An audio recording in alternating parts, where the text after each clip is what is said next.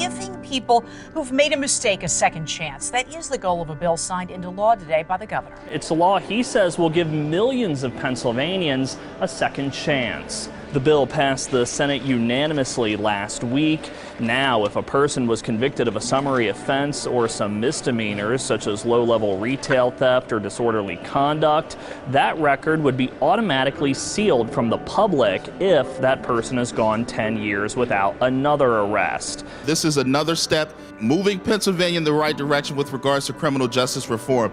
It was a pleasure to work with my good colleague, Representative Delosier. Criminal justice reform is on its way in the Commonwealth of Pennsylvania because of bipartisan support and bipartisan work.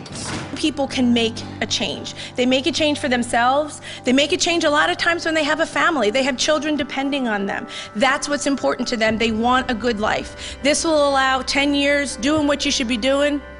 We're going to give you a second chance.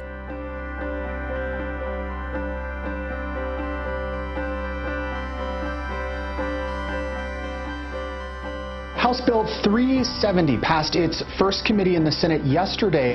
Democratic State Representative Antonio Mo Maestas is sponsoring the bill and says it would give people convicted of a misdemeanor or nonviolent felony the chance to have their criminal record erased. If you got arrested in your early 20s, if you're applying for a big wheel job in your 40s, you have to explain it. You know, that's not who you are. So over a course of 10 or 20 years, you can expunge those arrest records, which remain on your record, and have a fresh start for employment. On Thursday, a Senate committee passed a bill that would reshape the way probation and parole is handled in our state. This is part of the criminal justice reform that has been worked on for the past several interims. Co-chairs, one Republican, one Democrat, 4 Republicans, 4 Democrats on the committee itself. And this particular piece of the criminal justice reform effort deals with probation and parole. So there's an endless cycle of recidivism, and we're not going to affect outcomes for better public safety unless or until we get this thing figured out. And I think that this goes a long way towards doing that.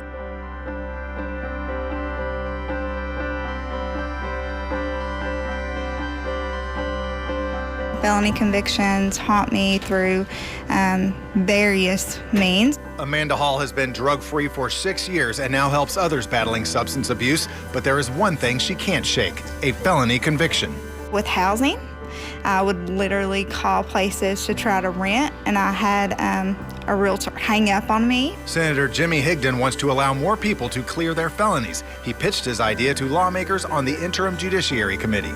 I meet a lot of people on a almost weekly basis that they were young and dumb, and they made a mistake. For those people that say they need to pay for it, I have paid for it.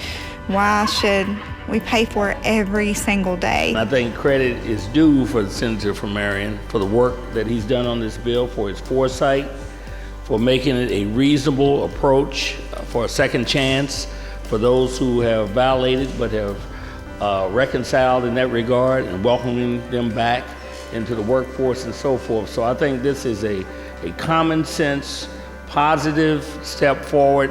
This is a great bill to give these people a second chance and get them back to work again, and I vote aye.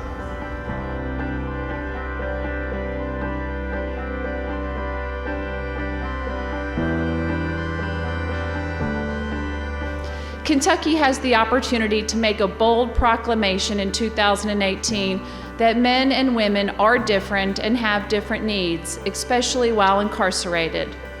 Senate Bill 133 is a bill that prioritizes above all else the welfare of babies and the women who are carrying them. This bill ensures incarcerated women who are pregnant receive adequate nutrition and eliminates the shackling of these women during childbirth. Senate Bill 133 also ensures that women who are serving time behind bars receive adequate sanitary items and undergarments. And finally, this legislation gives pregnant women who are drug addicted the opportunity to get into inpatient treatment.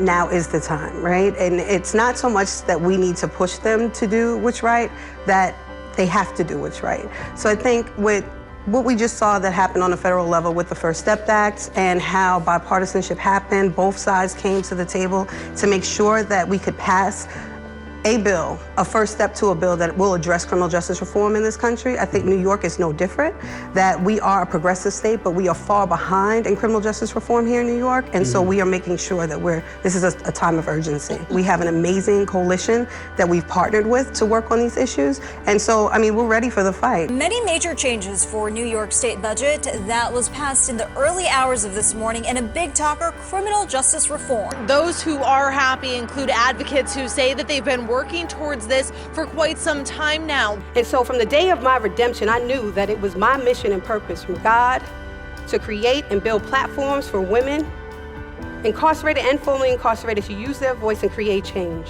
I stand for every formerly incarcerated woman in this world, turning the pages on our past.